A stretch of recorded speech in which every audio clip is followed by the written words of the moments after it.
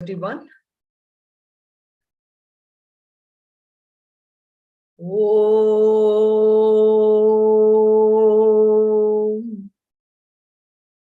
Om.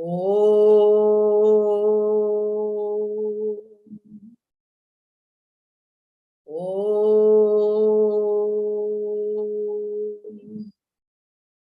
Om Sahana Vavatu Sahanau Bhunaktu Sahaviryam Karavavahai Tejasvinavadhitamastu ma vidvishavahai. Om Shanti Shanti Shanti. Om Parthaya Pratibodhitam Bhagavatam Narayanena Swayam Vyasena Gratitam Purana Munina Madhye Mahabharatam Advaitam Vridavarshinim Bhagavatim Ashtadashadhyayinim Ambatvam Anusantadhami Bhagavad-Gita Bhavatveshini Namostute Vyasa Vishala Buddhe Pulla Ravindayata Patra Netra Yena Tvaya Bharata Taila Purnaha Prajvalito Jnanamayah Pradipaha Sarvopanishado Gavaha Dogdha Gopala Nandanaha Partho Vatsa Sudhir Bhokta Dugdham Geetamritam Mahat Vasudev Vasutam Devam Kamsa Chanura Mardanam Devaki Paramanandam Krishnam Vande Jagadgurum Sarvadharman Parityajya Mamekam Sharanam Vraja Aham Tva Sarva Papebhyaha Mokshayishyami Ma Shuchaha. So we are on the 5th chapter of Bhagavad-Gita, which is the one of the yogas, which is a yoga of true renunciation. So we have seen this chapter begin with a question by Arjuna, where in spite of the fact that in chapter 3, where when he asked the question as to which of the paths is better, and Krishna had already explained to him in the 3rd and the 4th chapter about the path of Karma Yoga, we see him asking this question again about whether the path of renunciation, because he thought that he can just give up everything and run away, or the path of action, which is what he is expected to do. So this was a question that was asked, and we find that Krishna answers this question, starts answering this. So to help us understand as to why the path of action is better, not just for Arjuna, but all of us who are in this path of wanting to seek that happiness which is independent of the position which is what Arjuna was in, right? So even for us, we are in a certain position, we play certain roles, we seek happiness from different aspects in the world. So for all this, why is the path of action better for us? So in our reflection time, I will put again the same questions that we've been seeing, which is the relevance of Bhagavad-Gita for us in guiding us in this path that we have chosen. So Bhagavad-Gita is relevant for us because we are looking for eternal peace and happiness. So if you recall, the last few classes, I had always the sentence of, we are looking for peace and happiness, right? So today I have changed that to eternal peace and happiness. I'm sure you'll agree with that. That is what we are looking for. We don't want this piece by piece happiness. We want complete peace and complete happiness, right? So how and why is that relevant to us? Because today we are unable to experience that eternal peace and happiness. We do experience that piecemeal happiness or bits and bits of happiness. Every time, I see somebody, I'm so happy. Every time I don't see somebody, I'm unhappy. Every time I get something what I want, if I get my husband or wife to tell me to agree with what I want, I'm happy. If somebody doesn't agree with me, then I'm unhappy, right? So just all these examples, we find that peace and happiness, we are unable to maintain that throughout. Now, why is that? Why is it that we have this difficulty in not experiencing that continuous peace and happiness? So for that, let us just spend a little time to understand why that happens. So today we find that there are so many situations which are beyond our control. And all these situations, they cause us some form of either frustration or anxiety or stress. And let us, I guess, start off with the biggest thing that we are facing, which is COVID, right? Now, COVID, when it came, we thought, it's going to go away. But till to date, it is just giving birth to many, many of its cousins, I don't know what, grandcousins, all kinds of things are happening with this COVID, and we yet do not have a way to solve the issue. Then other things that causes anxiety is people and relationships, right? This is, and again, from a very emotional perspective, we see that this always gives us this anxiety, which prevents us from that eternal peace and that eternal happiness. Activities. Some activities which was very conducive for us before, now we find that the same activities are not that, it doesn't give me that peace and happiness. Simple thing, we would love to cook for a lot of people and have a big party at home. That is something that gave us happiness. But today we even shudder to think about, oh my God, how would we ever do this today, right? And even objects, simple things, going shopping was a great happiness to us, and spending time in the malls, that today we don't see that. Location. At one time, it looked great if we were to go to, say, New York or Chicago or Las Vegas. All this gave us happiness, but today we feel that, where I am right now is great. I don't need to go anywhere, right? And finally, time. So at one point, I thought that, getting up early gave me more things to be done. But today, I'm quite relaxed. I don't need to wake up. So time also is a big thing. Now, each one of this, we could go on and on and on, how all this can actually give us happiness or not. Now, when you think about it, all these things which gave us this piecemeal happiness, it is just piecemeal, right? They give bits and pieces. People made me happy. Sometimes people didn't make me happy.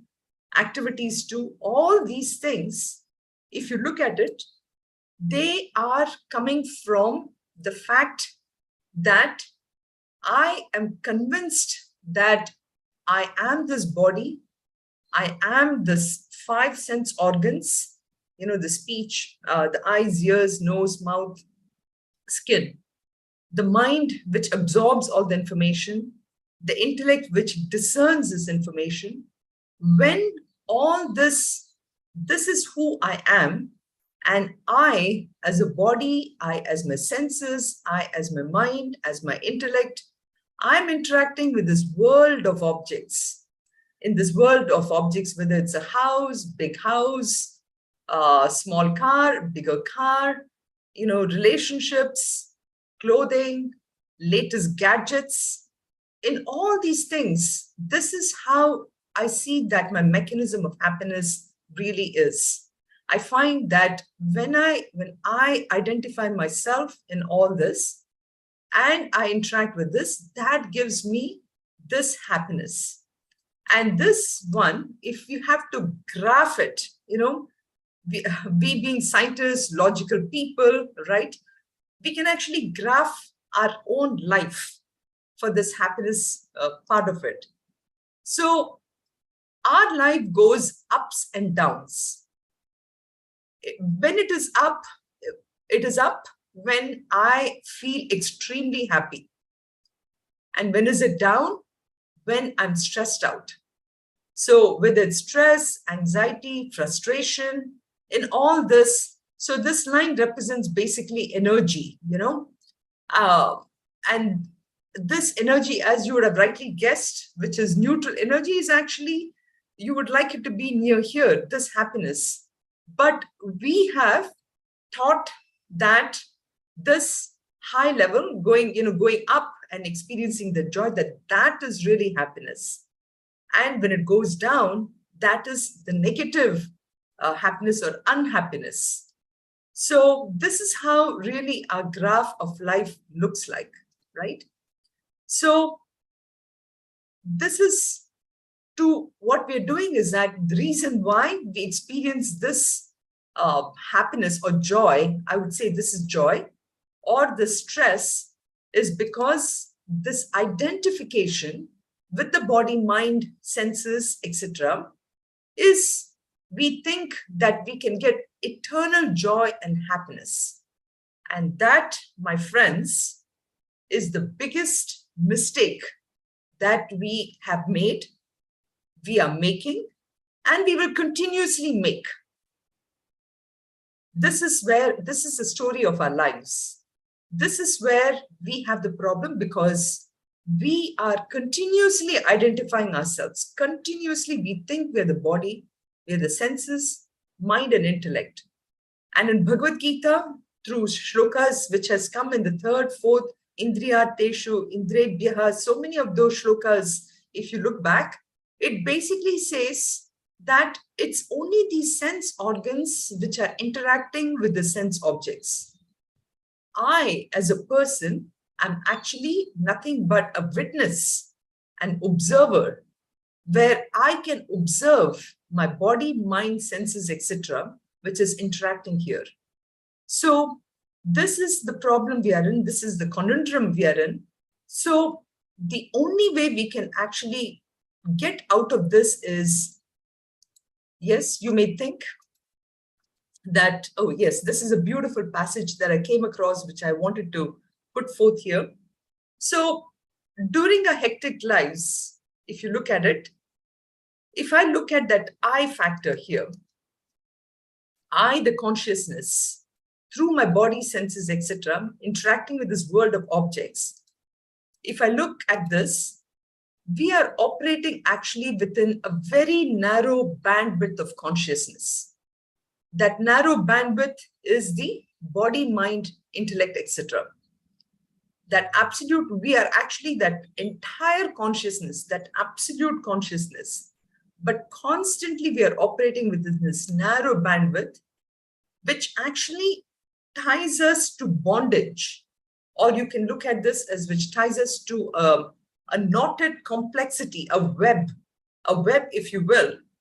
And with this, our reality, what we see as something real in front of us, it's nothing but some continuous and relentless patterns of thought which is happening in a mind, which ties us down, and we get trapped. We get trapped in the cycle of action, reaction, action, reaction. Constantly, we are in this cycle of action and reaction.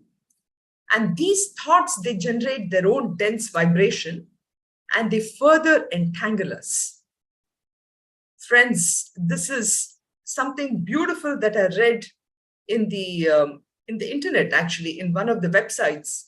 And I thought this speaks so beautifully what Vedanta is really trying to say. All the words are there, but it is truly Vedanta which is telling us, right?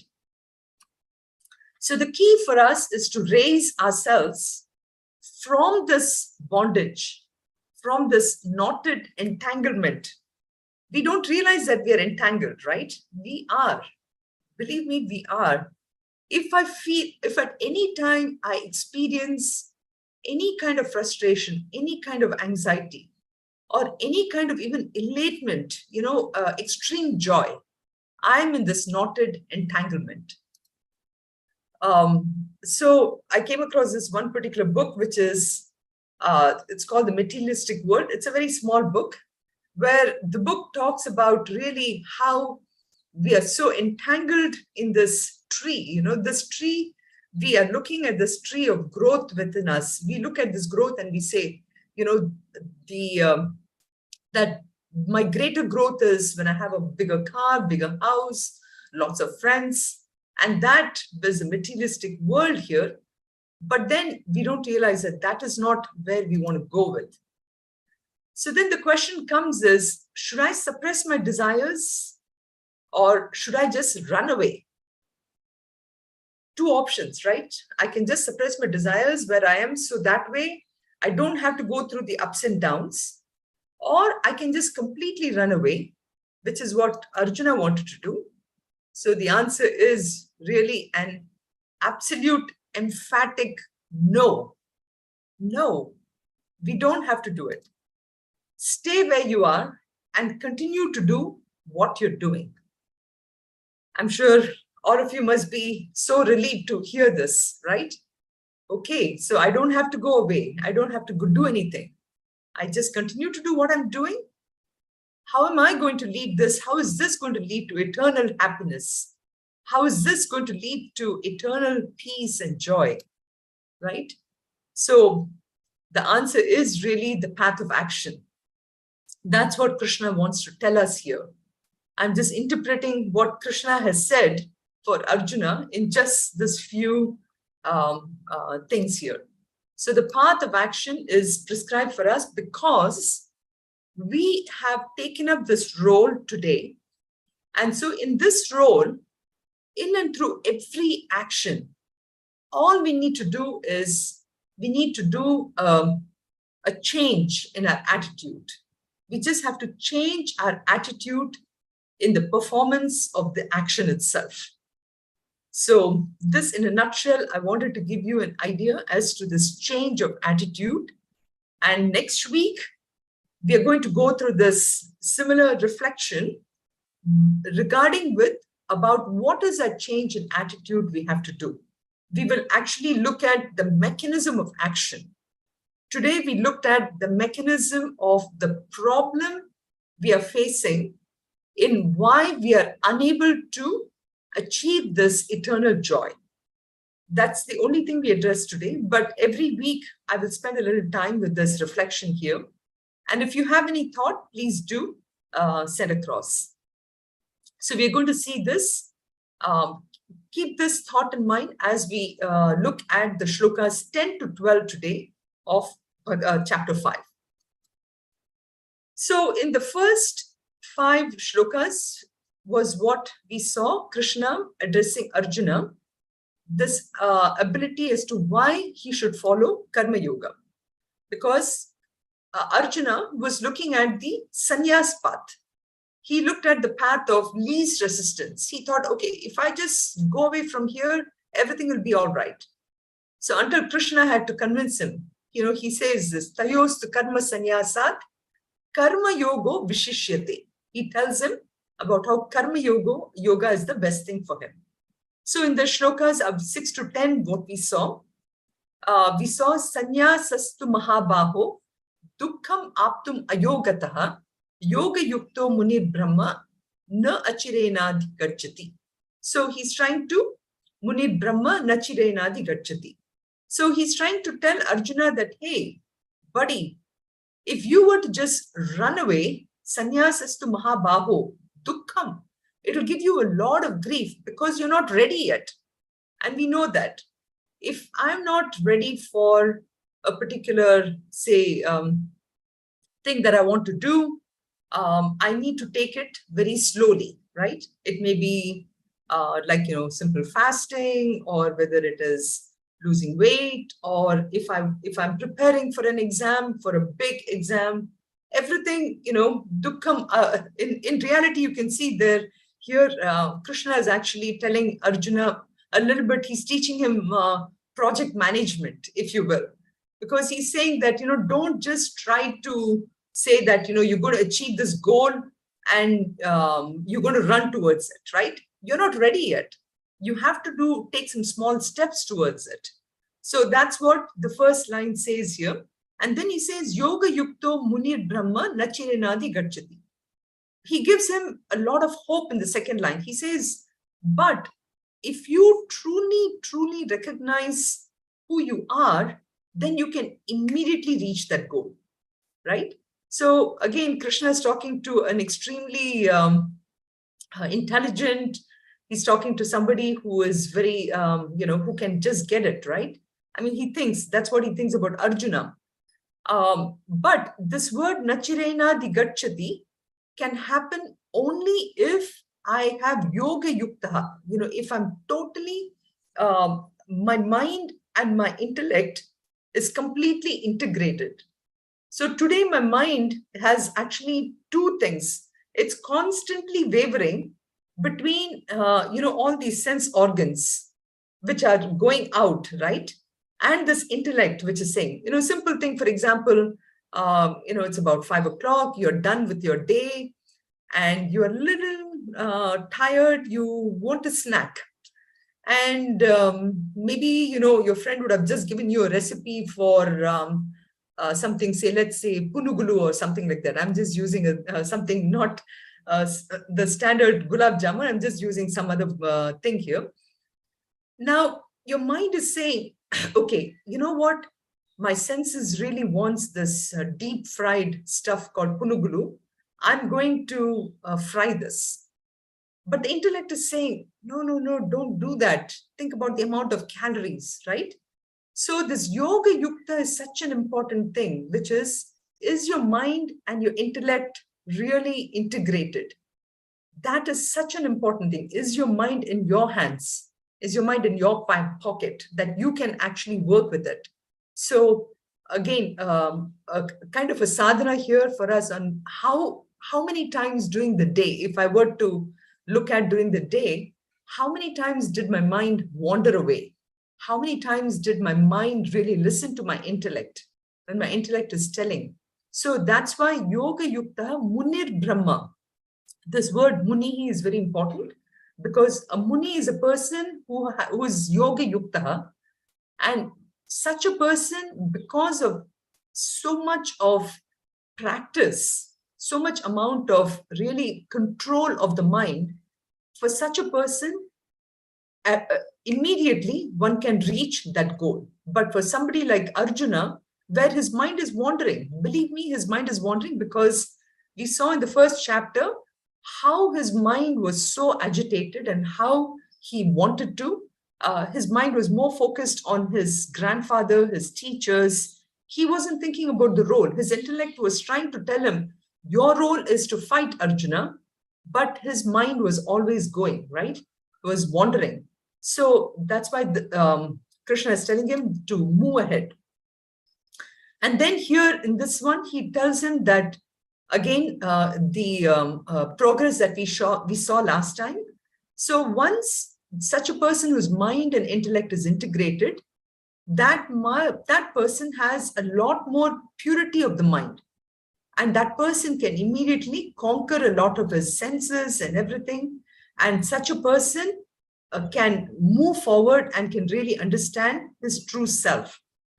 So, and then such a person, who has truly understood who he or she is, can then be a witness, an observer for all the body, mind, intellect equipment.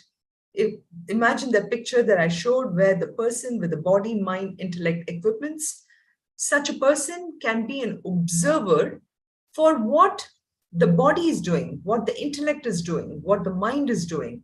And here in the shlokas 8 to 9, you see that that person can see everything that the body is doing, whether the body is sleeping, the body is, with the five senses, the seeing, hearing, touching, smelling, eating, etc. That is the jnanendriyas, that is the organs of knowledge, or the karmendriyas, which is in the next shloka, which is the hands, legs, etc. So all these things are now under control, and the person is nothing but a witness to the actions of what the body, mind, etc. is doing. Because such a person is convinced that they are all my equipments, that I am not attached to them. I am separate from them. So this is the part of it that Lord Krishna is trying to tell Arjuna as the progress in sadhana that we need to do. So this can be beautifully shown by this example that I gave last time. And I may have rushed a little bit, but I want to spend this time to show that in a practical day-to-day sense, we see that, the sun is probably the best example of that, that Brahman, if you think about it, that absolute consciousness as a beautiful analogy here. So the sun is the best example because we see that. And this is probably why, we pray to the sun god. Aditya Hridayam, for example, is such a beautiful prayer where it allows us to give our gratitude to the sun god. We don't even realize how much the sun is doing for us. And here, the sun is doing for us, but yet it's actually not doing, because the sun by itself is not doing anything. It is only the presence of the sun that things happen, right? So, for example, I took some pictures from the Berkeley, University of Berkeley website, where you see that, sun provides us with actually most of the energy, right? Without that energy, we would be dead in this planet. About 71% actually of the sunlight actually, reaches Earth is actually absorbed by the surface and the atmosphere. And this absorption of the sunlight actually causes a lot of things to happen. It causes an increase in temperature. It causes a lot of radiation in the Earth, the infrared, so many different things. All this happens in this with the sun. And if this light is not absorbed by the surface, then most of it we see is reflected. And this reflection, also gives us a lot of things that happens in the Earth. So with this, so many different processes happen because of this, right? So we have, the changes which happens to the Earth surface. All this is because of this.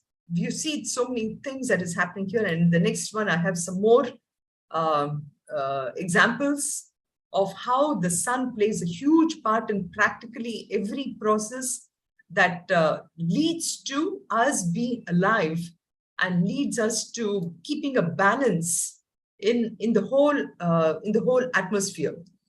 So this, takes care of the, we know about the ozone layer. We know about the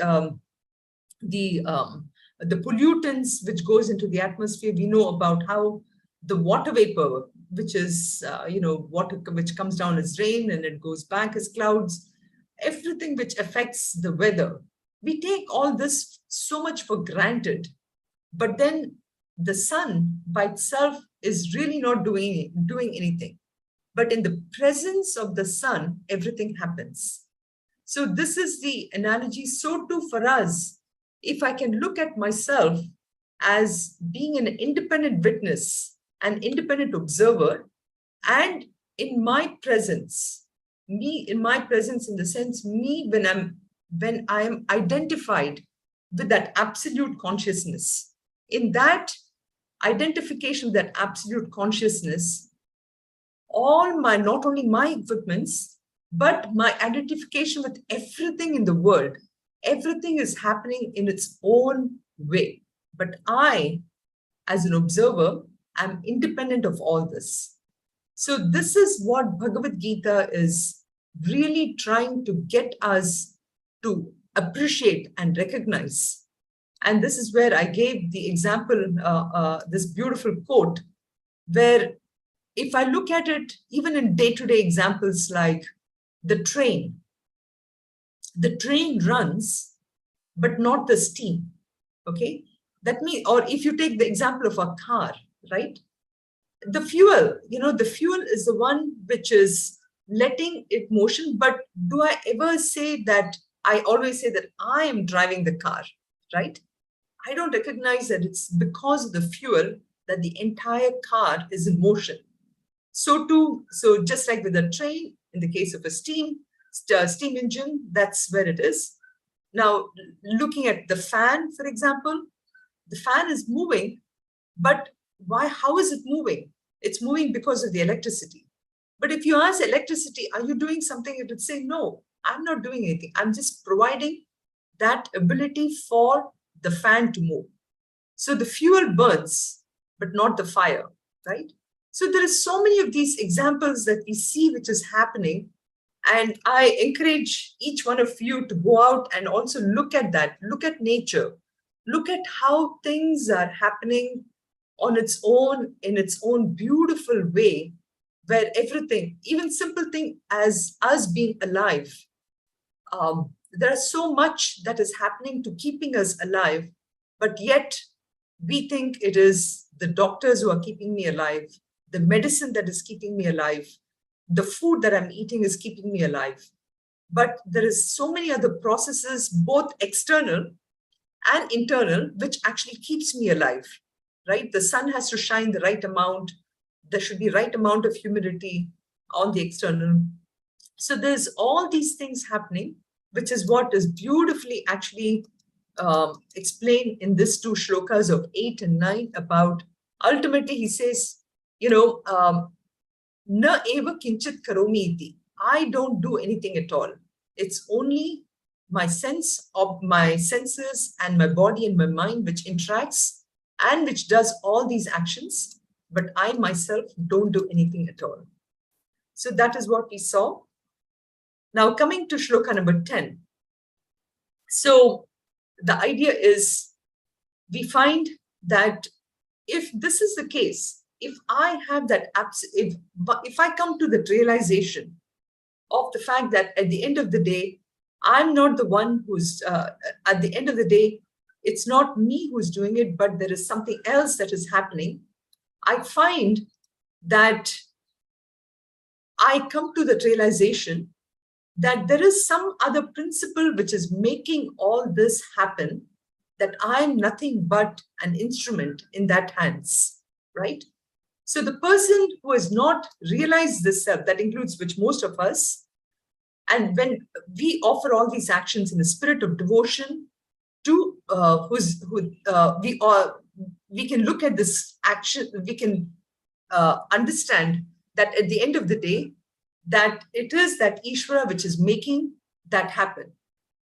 So this is what we see, which is coming up in the shloka, which we just saw it briefly last time, which we will go into it a little more detail. Brahmanyadhaya karmani, Brahmanyadhaya karmani, Sangam tyaktva karoti yaha, Sangam tyaktva karoti yaha, Lipyate na sapapena, Lipyate na sapapena, Padmapatra vibambhasam, Padmapatra vibambhasam. So when I realize that when I see everything happening which is outside me, and everything is happening in such perfect perfection, if you will, such a person recognizes that he who, such a person, when he who offers his actions to Brahman. Now here Brahman is not the Nirguna Brahman we are talking about, but it is actually the Saguna Brahman. Saguna Brahman, Ishvara, Narayana, all the names that we can think for Saguna Brahman, Ishvara, Narayana, Shiva, etc. When I recognize that this is how the whole thing is happening, and when I offer my actions to that Saguna Brahman, and I give up complete attachment, Sangam Tyaktva Karotiha, Sangam referring to the attachment, and I cast off, I'm not attached to the equipments. Such a person is not, whatever that person does, that person is not affected by the actions, is not tainted by sin. Here it says papena, but the word papa can also be taken into account the punyas. Such a person is completely unattached by anything that happens. So he's not tainted by sin. And the example that is given is Padma Patra, Patra which is a leaf, Padma which is a lotus. So Padma Patra Iva Ambasa. So such a person is unaffected by even the drop of water which is there which is on the leaf. So let's look at this a little more. So Brahmani Adhaya Karmani Tyaktva Karotyaha. So that person who offers all his actions or her actions, that is, what does that mean? What does it really mean for us, right? So a person who, even before he or she starts something, says that, whatever I'm doing, oh Krishna, I'm doing it for you. You're the one. I see you in each and every individual. I see this whole world. We just saw this example of the sun. Everything that the sun is doing, each one of that is driven by nothing but that Ishvara, that Narayana. When I start off with that aspect of this, then what happens is, whatever that comes to me, I see that, well, Ishvara decided that this is what I have to go through. This is the aspect that I need to, I should be happy about. So a person who recognizes that Ishvara everywhere and offers every action, it doesn't matter whether you're at work, whether I'm, doing project management, or whether I'm at home, taking care of my home itself, or whether I'm interacting in the society, at every aspect, when I see that Ishvara in everything, such a person, I find that everything that I'm able to take it. There is no anxiety. There's no fear. So this can happen only when I'm doing these actions in the outside world, right? So staying in and through the outside world, I'm doing this work. So now this also can be thought about as I'm nothing but I'm an instrument in the hands of Ishvara. I'm like a servant in the hands of the master. Here, Ishvara is my master, is the big boss. And we are so used to doing things for the small boss, right? But we need to think about Ishvara as a big boss. So when I look at Ishvara as a big boss and I do it, at that point in time, at that point, everything that comes to me, I'm able to accept it. Because he's the big boss. He or she has so much of responsibility for so many people. I recognize that. And I see that whatever is coming to me has been decided by such a person, by that Ishvara. In the Bhashya, which is there for the shloka, Bhagavan Shankaracharya actually says that element of devotion is such an important aspect which is seen in this particular shloka. He says that, even my aspect of getting moksha. So this is the whole thing in the Dvaita philosophy, right? I totally surrender to that Lord, and he decides whether I'm ready for moksha. So mokshamapi sangam tyaktva, he says, that is renouncing even my wanting moksha. Even my wanting moksha is offered as an action to that that Saguna Brahman Ishvara. So generally, we think about, that I say that, oh God, whatever I get, I give it back to you. Tera tujhko arpanam. I do this arpanam back to you. Kya lage mera. We use that in the beautiful Jai Jagadishwara Arati, right? So we talk about mostly fruits of action, but here he says that even moksha itself, I want to offer it back to you. I don't even, you decide whether I can, I'm eligible for this moksha.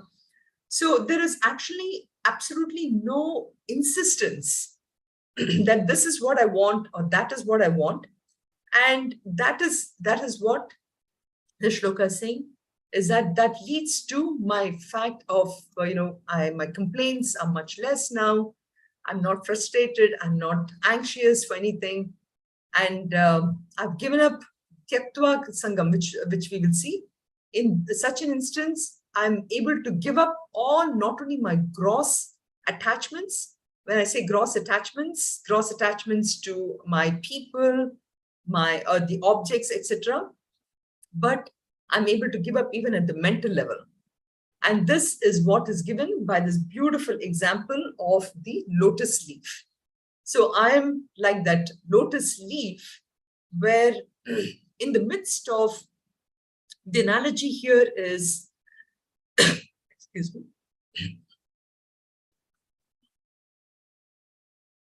So just like the lotus leaf, which basically, stays in murky, really muddy waters, and there's so much amount of, dust and all kinds of things in this thing. But yet, in the midst of this, you find that the lotus stays above very pure and, shining, and nothing sticks to it.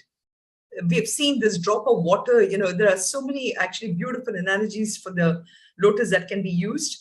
But here we see that even if a drop of water were to fall, were to stay on the leaf, it will just fall off. It won't even stick to it. So the analogy is, we need to be like that lotus leaf, where the world, with its, all the things that I showed before, with the people, with the objects, everything, all this can bombard us with all kinds of, whether it's, things which I enjoy, things which I don't enjoy, all this, everything. But in the midst of it, I, as a person, am not affected. I am neutral. I am totally contented by myself. I'm fulfilled. I don't have to look for, there is no insistence. There is no longing, nothing. So I'm totally untouched. So that is what, is the example which is given here. So I offer all these karmas. So we dedicate ourselves. This brings us to us in a form of where I dedicate myself. Like, for example, when I work for, say, a non-profit organization or anything, in the beginning, we start with, say, offering our time. And then later, we offer not just time, but we also offer money towards the non-profit organization where we want to do it. Ultimately, we offer completely ourselves and say, tell me how I can be completely, you use me however you want, right? That's how we work with many of the non-profit organizations. So here too, what Krishna is saying is, just offer yourself completely. When somebody offers themselves completely, when, where you're no longer attached to your body, mind, intellect, etc., then whatever I do, nothing really will affect me at all, just like the lotus leaf. And I gave the Ishavasya Upanishad quotation last time. And here I just thought I should put the Sanskrit and the English to say that ultimately, the very first shloka of Ishavasya Upanishad, it says, Ishavasya Digam Sarvam Yatkinchi Jagatyam Jagatim Tena Tyaktena Bhunjitaha Ma Gridaha Kasya Svidhanam. when the whole universe is nothing but that absolute Brahman, and it is in that universe that I'm constantly moving, where is the possibility even for me to take the stuff of somebody else, right? I have just completely given my own sense of possession to who I am. So there is nothing that which is mine.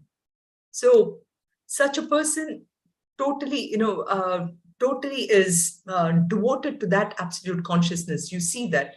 So that is the Ishavasya Upanishad, a beautiful shloka which says here. And Lipyate Nasapapena basically says that such a person will never ever think about doing any adharmic activities. The person will always be doing only ethical, moral things in life. And such a person will always do only good things to everybody.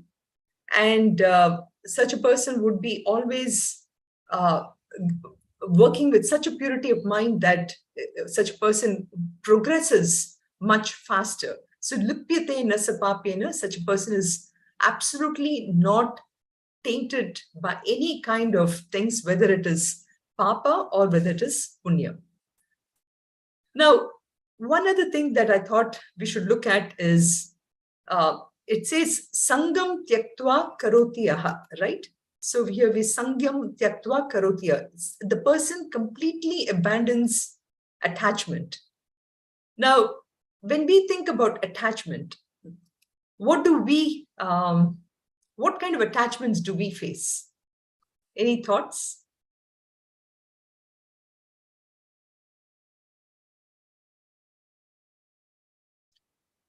So we basically, when we think about attachment can be thought about really at 4 different levels. For example, I cook something really nice. Here I have an example for singing a song, but this is also, think about it. So, I cook something really nice for my family. Okay. I look at a beautiful recipe. I look at a recipe and I want to make this. I spend a lot of time getting all the ingredients and everything. And I make this wonderful dish and I serve this to my family. Okay. Now what happens? I expect that people should say that, oh, this was such a wonderful dish, it was tasty, etc. Or another thing is I prepare to sing a beautiful song. I practice this bhajan, I spend about 100 times practicing it. And at the end of it, I want people to clap and to praise me, right? So that is the karma phala. So I'm attached to the results of action. So that is one way an attachment can happen. Another way is I'm attached to the action itself. Saying that, for example, the same recipe, I want to make this beautiful, wonderful dish. And somebody says, oh, you know what? Only if you do it this way, this will be good. But I'm like, no. I know how to do it. Don't tell me how I should do it, right? So that is, I'm now attached to the action. I feel that this is I know how to do it, okay? So that is the second level of action, which is, I'm sorry, here I shouldn't have said results of action. It is attachment to action. Attachment to action, which is karma, action. That is the second one. Where I have this example also is I will sing a song only in a certain way. A third level of attachment is, and you can see this is getting subtler and subtler and subtler, okay? The third level of subtlety in this attachment is the fact that I am singing this song, okay? Just simple I, Sunitha is singing the song or Sunitha is doing it. That is the doership. That is also an attachment. I'm attached to the fact that I am doing it. That's an even more subtler form of an attachment. And the last one is attachment to the sense of non-doership. So this is a little even more subtler. by saying that by not singing the song, I am the non-singer of the song. So this is a lot more subtler, which we will take it even more as we go further along. The first three, I know it's a little more easier to recognize. The last one is a little more difficult, but this is the subtlest form of attachment, which is the inaction. In the fourth chapter, we karma pashyet, that shloka. So it is an attachment to the sense of non-doership. So these are the four type of attachments that we typically face. And these kind of attachments need to be broken. And this is the knotted complexity that we spoke about in the beginning, which creates a bondage. And these attachments can be broken only when I am in the world, when I'm acting in the world, when I'm doing things. Because in and through every action,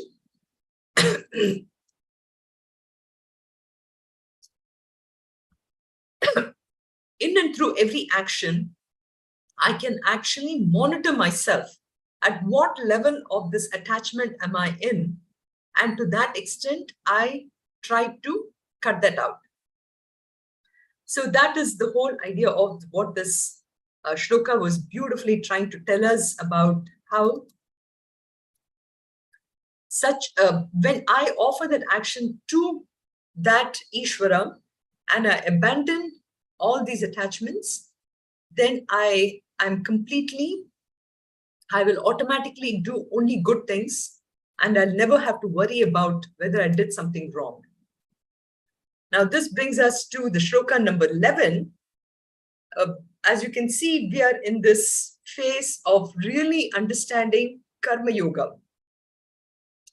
Even though Karma Yoga has been talked about so much in the third chapter, in the fourth chapter, we see that in this chapter, the reason why it is brought in is because it is helping us to understand on how we can do Karma Yoga by being this observer, by being this observer or this witness principle for our actions.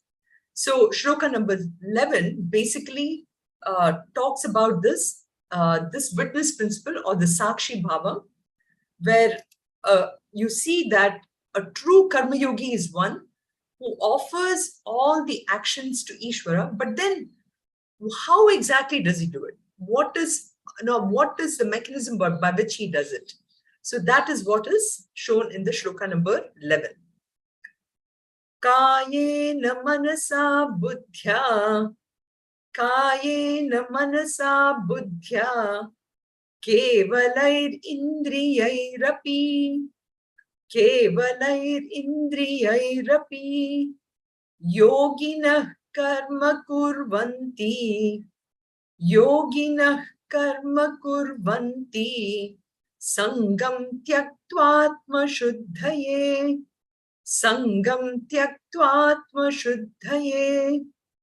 So the person offers the actions to that Ishvara by the equipments of the body. Kaya is another word for the physical body. Kaya, so it's just the physical body. Kaya, I think also probably, if I'm not mistaken, refers to a corpse, So you see how the word in Sanskrit, Kaya, just the word Kaya means just the body, which is an inert thing. So Kaya, Manasa, by the mind, by the intellect, and Kevalaihi Indriyaihi Api. We will come to this. And also by the senses. The word Kevala is very important. It's the way it is used here. It's by Kevala Kaya, Kevala Manasa, Kevala Buddhya, and Kevala Indriyahi. That's what it actually means. Yoginaha karma kurvanti. So this is how the karma yogis, the true yogis, they perform this action, yoginaha. Again, the word sangam tyaktva. You see, the word sangam tyaktva comes in 10, 11, and 12. You will see this word sangam tyaktva. Atma shuddhaye. So the person does the action abandoning the action, but for what? To purify the mind. Atma Shuddhe. Here the word Atma does not refer to that consciousness, it doesn't refer to anything else, but the word Atma here specifically refers to the mind. So the word Atma, as I've explained before, can mean different things depending upon the context. So the word Kevala. Kevala is, which means that, it doesn't mean like merely or, occasionally. It means that the yogi, the karma yogi, understands very clearly that I am not doing anything. Kevalam, of course, the word Kevalam in Tamil can be totally different meaning here. So let's not go there. But here it means that Kevalam means referring to the senses. So it means that it means only, Kevala, only. So only the senses, only the mind, only the body. All of this are doing things in the world. They are the ones who are going out and taking care of things. I am not affected. So this brings a little bit of this sense of possessiveness is removed completely from ourselves. So there is no attachment, there is no mamatva. It's mamatva rahita, which means it is there's absolutely no I or mine. So that is the way these things are doing it. Now, one may ask, why are they doing it? But that there should be a reason for why they are doing it, right? So they are doing it also by Sangam Tyaktva Atma Shuddhe. They're doing it by completely renouncing all the attachments. We talked about what are the 4 kinds of attachments.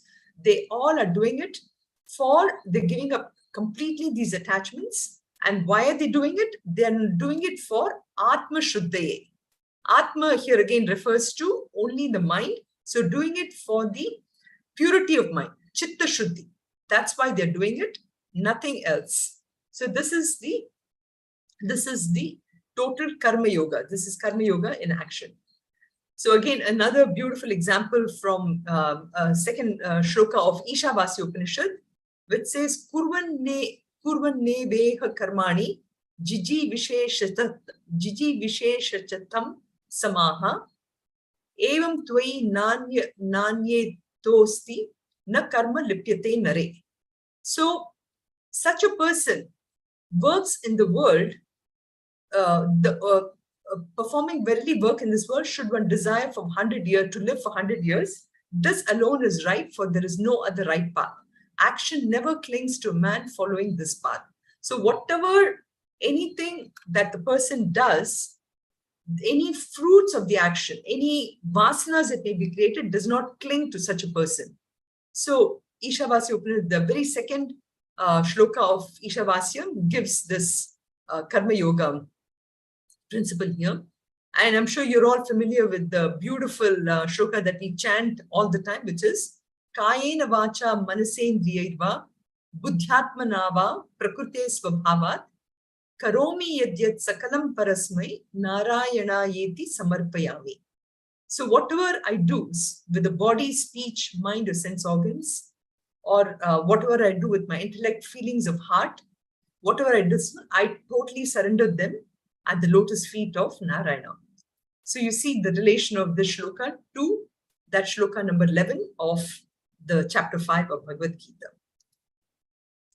So now we see that Kevalehi Indriyahi Api. So the sense organs, when this kind of an attitude is there, even the senses will do things only for the right reason, which is only for the sake of getting the knowledge, not for the enjoyment. So which brings me to the next shloka number 12.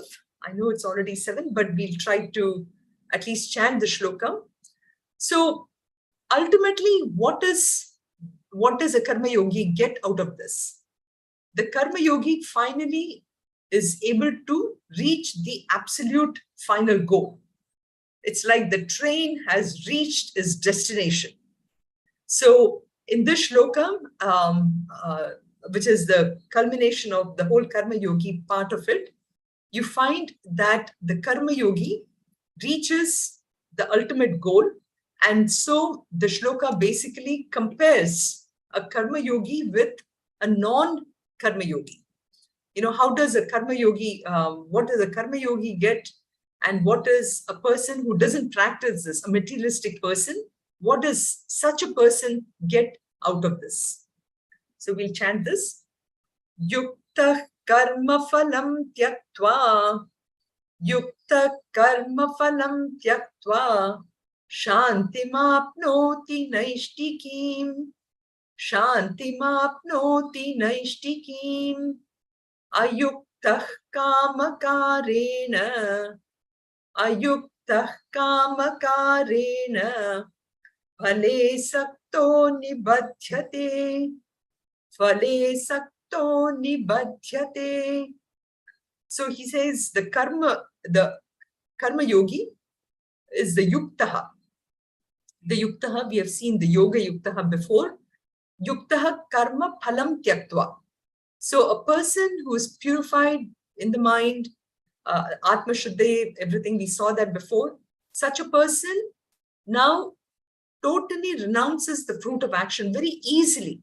It doesn't have to do anything because the person has understood through knowledge really what the fruit of action really means.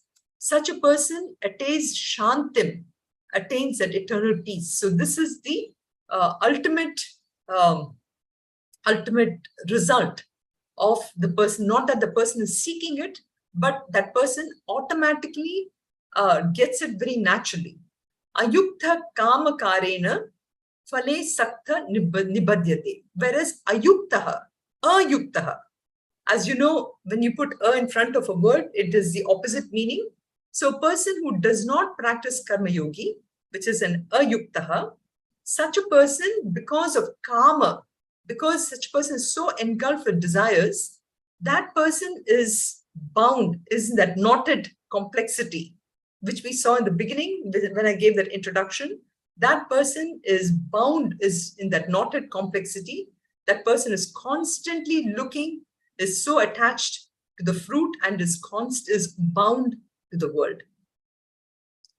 So the word, which I already explained, yuktaha, is the person who is who totally understands karma yoga and who completely is able to give up the fruit of action very naturally, because it's very natural to his nature. They don't need any knowledge anymore because a person has been practicing this yoga for a long time. So whereas an ayuktaha is constantly bound. So this part of it we will address next week through another beautiful introduction which I want to give for the path of action. What does really action mean in terms of bondage, this knotted complexity?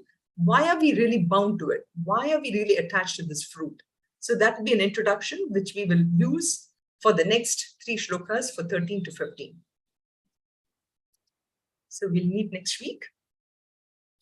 Sarve bhavantu sukinaha, sarve santu niramayaha, sarve bhadrani pashyantu, ma kasyat dukkha bhag bhavet.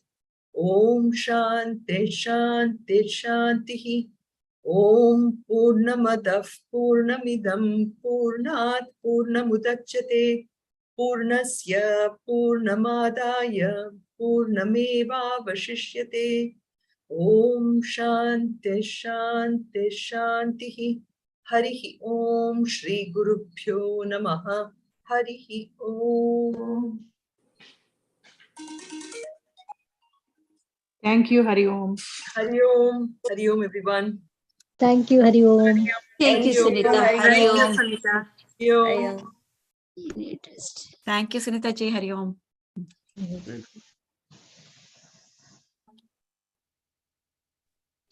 Thank you, Sunitha ji. Hari Om. Hari Om. Hari Om, everyone.